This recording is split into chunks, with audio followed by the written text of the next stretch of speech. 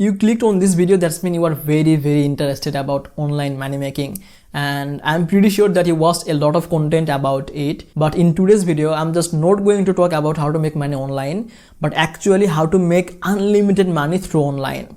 And when you will sleep, in that moment you will still earn money, like যেটাকে আমরা passive income বলে থাকি।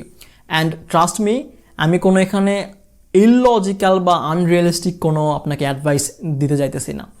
So আমি যদি প্রথমে বলি যে বর্তমানে মার্কেটের সবচাইতে অ্যাকসেপ্টেবল ট্রাস্টেবল যে way through online money making, সেটা হইতেছে আপনার ফ্রিল্যান্সিং করা, লাইক কোনো স্কিল শিখে এটাকে অনলাইন বেসে বা ফ্রিল্যান্স মার্কেটে সেল করা।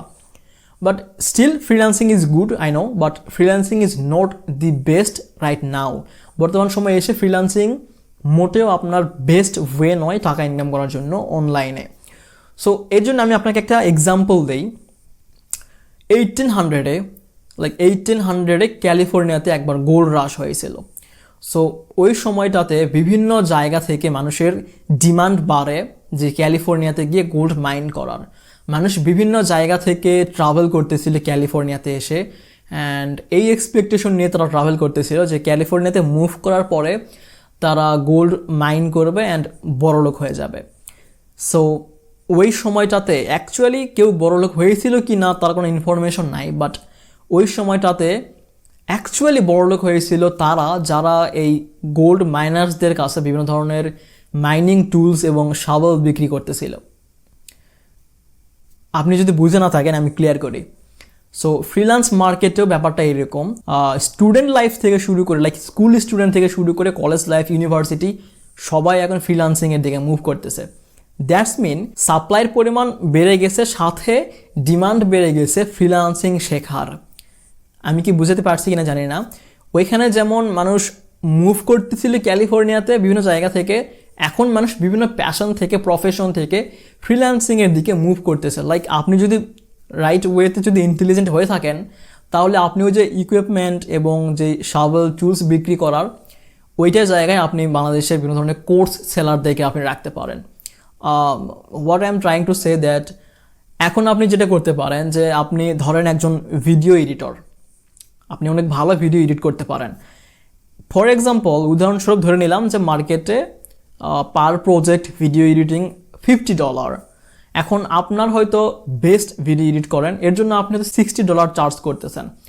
বাট আপনি যখন $60 চার্জ করতেছেন, আপনার কাছে কিন্তু 24 আওয়ার লিমিটেশন টাইম। আপনি একটা দিনে কয়টা প্রজেক্ট ফাইনাল করবেন বা কয়টা প্রজেক্ট আপনি কমপ্লিট করবেন। সো এইখানে একটা লিমিটেশনের ব্যাপার আসে। বাট যখন আপনি আপনার যে ফ্রিল্যান্সিং স্কিল আছে, ভিডিও এডিটিং স্কিল আছে, এইটাকে আপনি বিভিন্ন জায়গায় আপনার টপ নচ ভিডিও এডিট করলেন, আপনার পোর্টফোলিও বিল্ড আপ করলেন, অ্যান্ড আপনি আপনার সোশ্যাল মিডিয়াতে, ইনস্টাগ্রামে এবং আদার্স প্ল্যাটফর্মে আপনি যখন শেয়ার করতেছেন, তখন মানুষের চোখে পড়তেছে, অ্যান্ড আপনার প্রতি মানুষের যে থট, এইটা যখন ডেভেলপ হবে, অ্যান্ড স্টিল আপনি ওই সময়টাতে ফ্রিল্যান্স মার্কেট থেকে ইনকামও করতেছেন, আপনার পার্সোনাল ব্র্যান্ডিংও যখন হবে, তখন আপনি আপনার একটা কোর্স লঞ্চ করতে পারেন। ওইখানে আপনি যদি ভিডিও এডিটিং করে ম্যাক্সিমাম যদি আপনি মান্থলি 1 লাখ টাকা ইনকাম করতেন, এইখানে আপনি ডেফিনেটলি 5 to 6 লাখ টাকা ইনকাম করতে পারবেন।